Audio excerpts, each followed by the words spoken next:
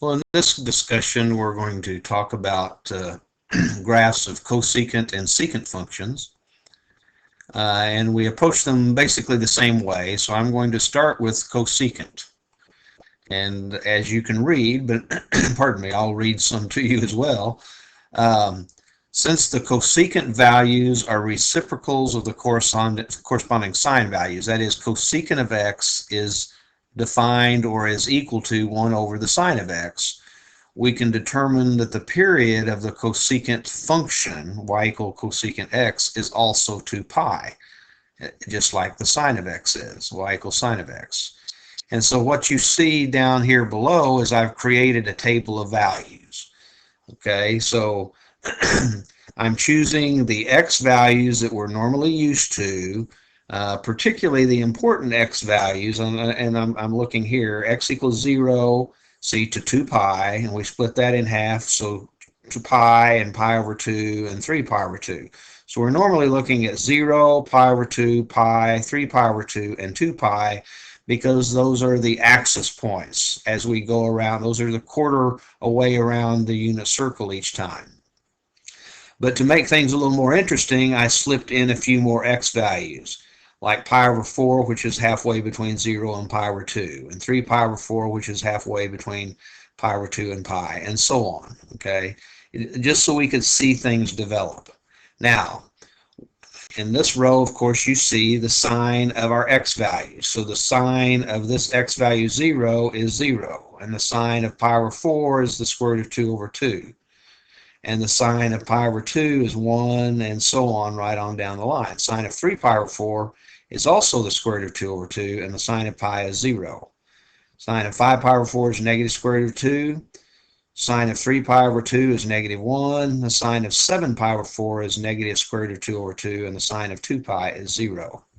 Now, if we look at the reciprocals, because after all, what are we wanting? We want to know the cosecant of x, and that's 1 over the sine of x. And so in this third row, I've calculated 1 over the second row. So 1 over 0, of course, is undefined. And it might take you a little bit to justify this, but 1 over the square root of 2 divided by 2 is simply the square root of 2. And of course, 1 over 1 is 1. Same thing here, 1 over the square root of 2 divided by 2 is the square root of 2. And we get to here 1 over 0 is undefined. And we can go right on through and fill out this table. So that means for these x values, since the cosecant of x is 1 over sine x, the cosecant of those x values is listed in this bottom row. Now, what I would like to do on the next page is begin building a graph based on that information. So as we move to the next page, you see the beginning of that graph. Now, let's pay attention first to this graph. And notice what I've got in my dashed line is y equal the sine of x. That's what I've got here, because the cosecant of x is going to be the reciprocal of this graph. So if you recall from the previous page, let's look back over here, previous page.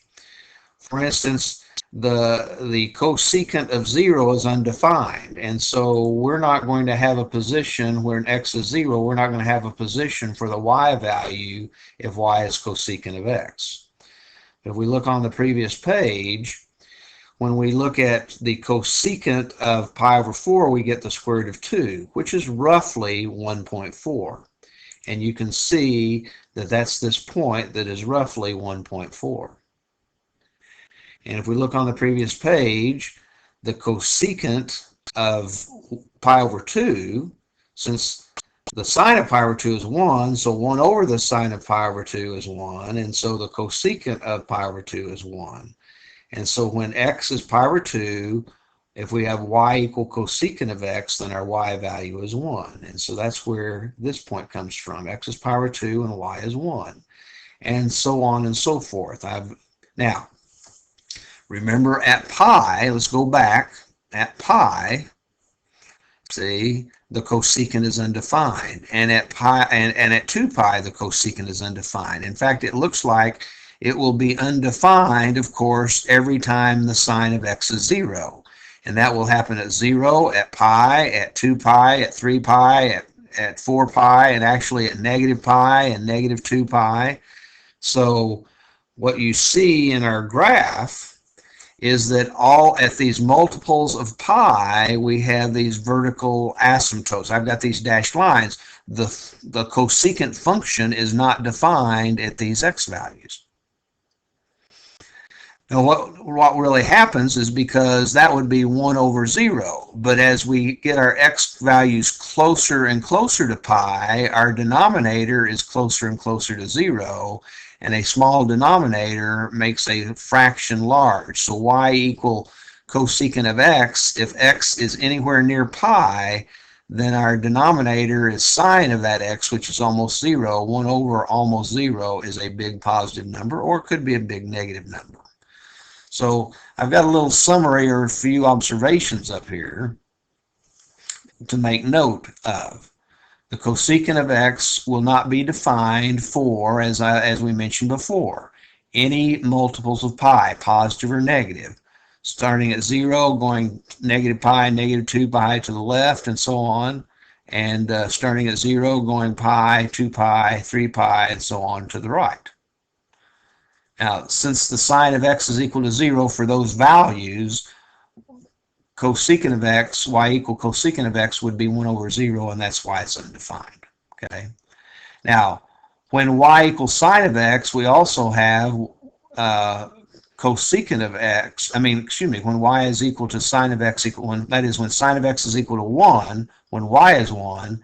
If our y is cosecant of x, we also have 1, because that would be 1 over 1, 1 over sine of x.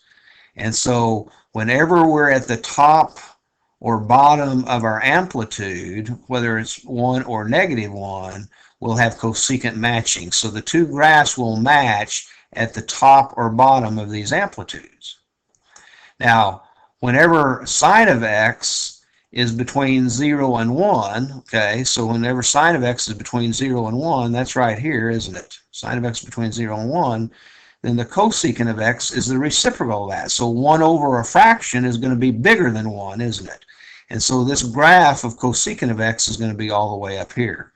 And similarly, down here, when sine of x is between negative 1 and 0, so that's the part we're talking about here, then the cosecant of x will be the reciprocals of those negative fractions, will be bigger, numbers bigger than negative 1, and so our graph, or smaller than negative 1, but bigger in magnitude, so less than negative 1 is what I'm trying to say here, our graph will be completely down here. That's what those observations are. Now let's move on to the next page here. So in this first period, if you will, the orange or red, whatever color that is the graph of the cosecant of x, and that is one period. It has what looks like kind of a parabola upwards and kind of a parabola downwards. But you see they're in some ways inverses of the sine function here. Not quite inverses, but you see the idea. And the sine function here, well, it's going to go in the opposite direction. And it's important to know where these asymptotes, these vertical asymptotes are. Now this pattern will continue for every cycle of the sine function to the right and to the left. We're just showing one cycle or one period, and it consists of these two pieces. So let's see what I've set up here. And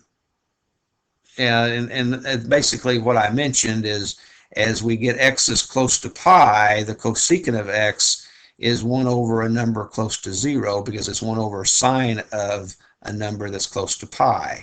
And that's what makes this go way high or way low in a negative value. And I've shown examples of that here. That the cosecant of 0.5 is 2.1 approximately. The cosecant of 0.3 is approximately 3.3 is approximately 3.1. So what I'm really doing is I'm taking x values that are coming in here closer to 0.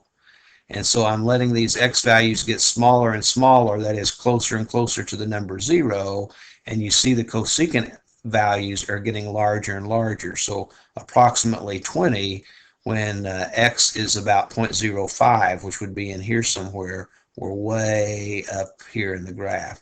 And likewise, I took some x values that were getting closer and closer to pi, which is approximately 3.14. So I've got x's values that are getting closer and closer to pi as we march across here.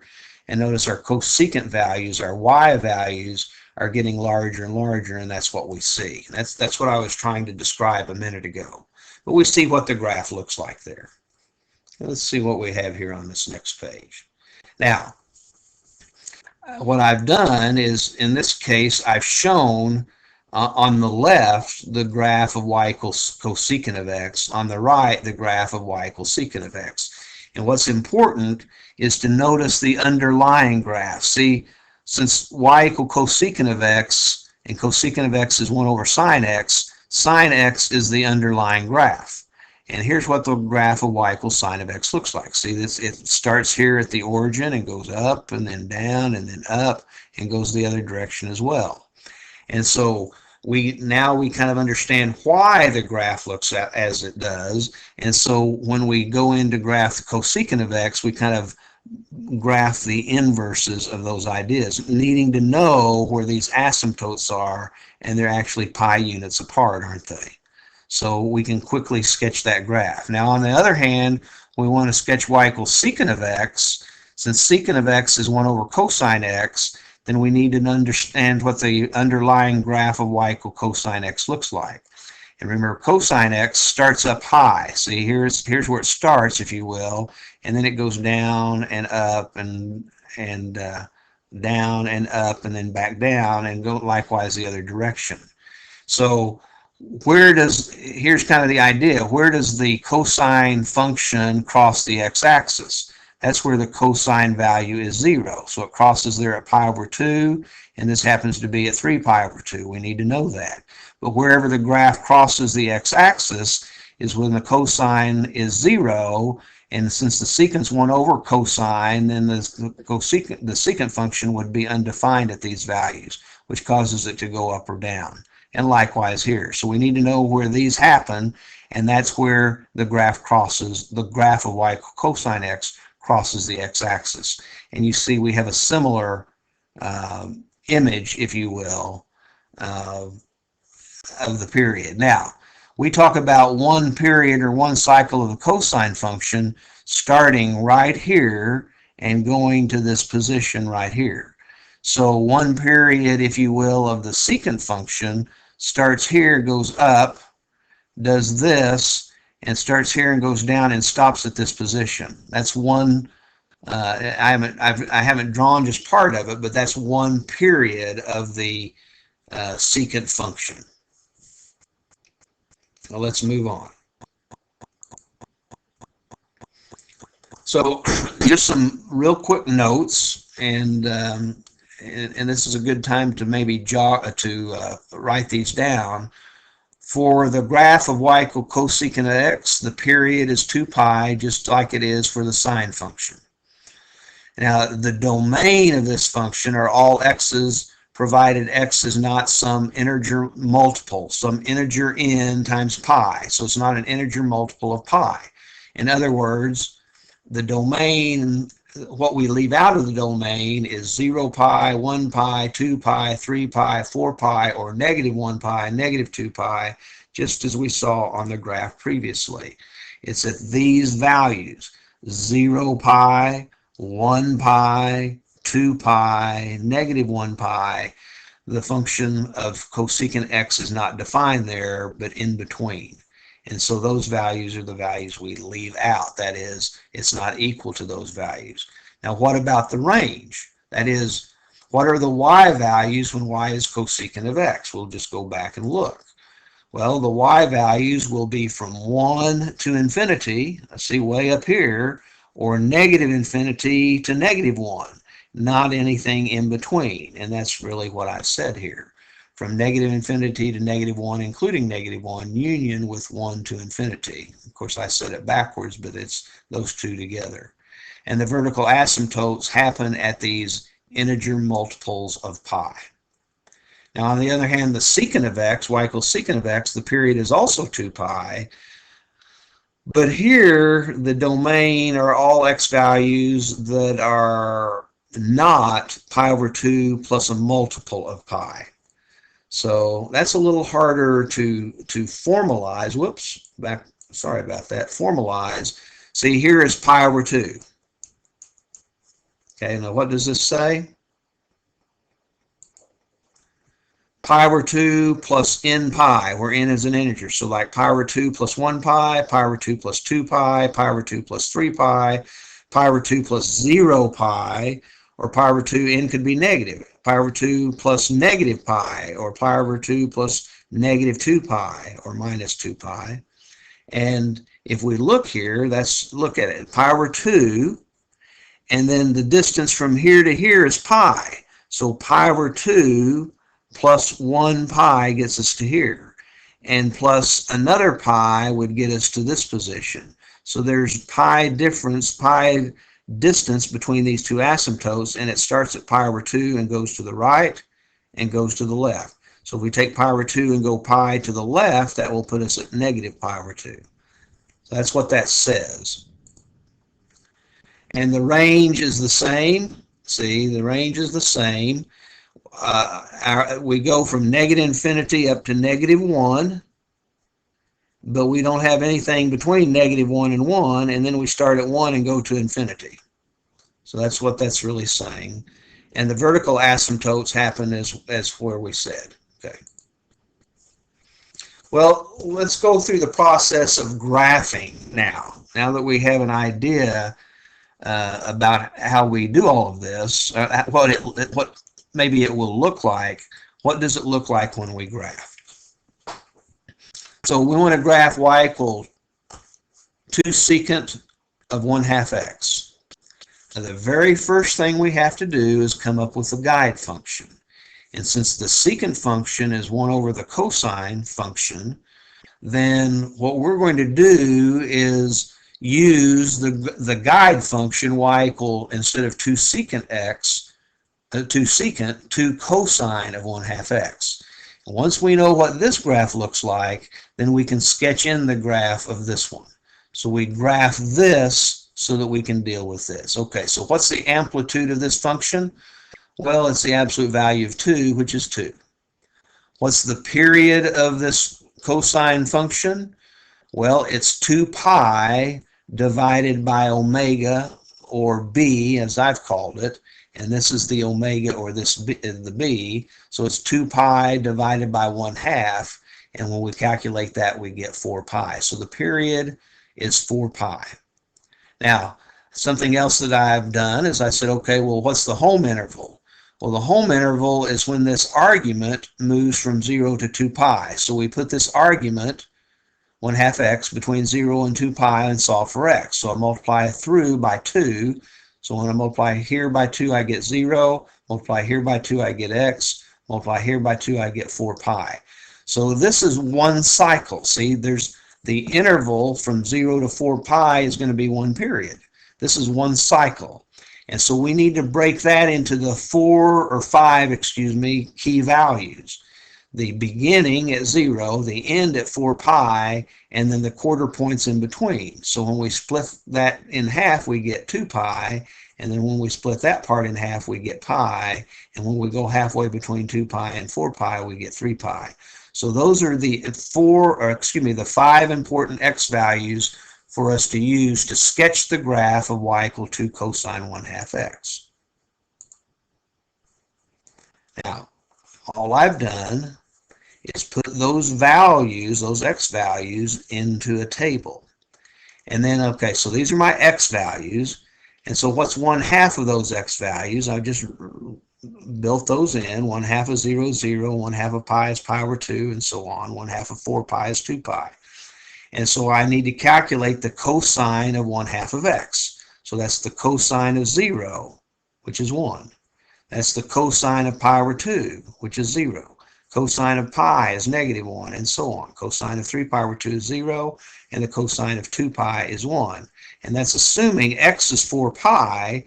Cosine of 1/2 times 4 pi is the same as cosine of 2 pi, and that's the 1. So my y value, see, my y value is 2 times that cosine of 1/2 x. So my y value is in green. It's 2 times this value. 2 times 1 is 2, 2 times 0 is 0, 2 times -1 is -2, and right on down the road. So these are the important y values that go with these important x values. Remember, the green are the y values. Well, let's plot those. I apologize that this is crooked, but here's what I've done. Here's what did we say when, let's go back. When x is 0, y is 2. When x is pi, y is 0. When x is 2 pi, y is -2, and so on. Okay, next page. When x is 0, y is 2. When x is pi, y is 0. When x is 2 pi, y is -2. When x is 3 pi, y is 0. And when x is 4 pi, y is 2. And I know this is a cosine function, so I know it looks like this. See, I know it looks just like a... Now, it also goes the other direction, doesn't it? So we could fill that in. It goes the other direction. So as is stated here, I've graphed the guide. Okay. Now, when you graph the guide, you can identify where the asymptotes are, because the asymptotes happen where the guide crosses the x-axis, because this is where the cosine function is 0, the y is 0, and for the secant function, then it will be 1 over cosine, and that'd be 1 over 0, so that's why it's undefined. So we draw our asymptotes through the points, the x-intercepts of the guide function. That's all we've done here. Now, once we've got the guide and the asymptotes, then we just come along, see, right here, we say, oh, okay, it's going to kind of match that, except go in the opposite direction.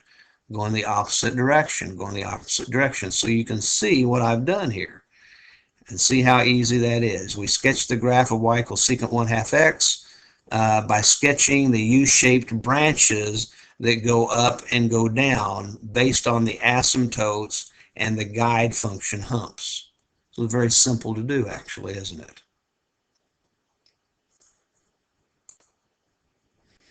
Okay, let's summarize what we've just done. To graph either y equal a cosecant of some expression bx plus c, and to graph y equal a equals secant of bx plus c. Okay, in other words, a cosecant function or a secant function. Here's the steps that we follow. The first thing we do is graph the corresponding reciprocal function. That is, in the case that we want to graph the cosecant function, we instead graph the sine function. In the case we want to graph the secant function, we instead graph the corresponding cosine function. Okay, do that. Then, after we do that, we sketch the vertical asymptotes. And the vertical asymptotes will be where the guide function crosses the x-axis, either where this function crosses the x-axis or this crosses the x-axis. That's all it's saying. Wherever we have an x-intercept in the guide graph, we end up drawing a vertical asymptote through that x-intercept. And then we sketch the graph of the desired function, what we're really trying to graph, by drawing the U-shaped branches between the asymptotes. The branches will go up when the guide has positive function values and will go down when the guide has negative function values. So that's really all there is to it. Now that we know how to graph cosines and sine functions, then graphing cosecant and secant functions is relatively simple. Just takes a little bit of work. Well, I think that's the end here. I think that ought to at least get you started in graphing your functions, and I wish you all of the luck on your homework, and I'm sure that you will do well. So good luck to you.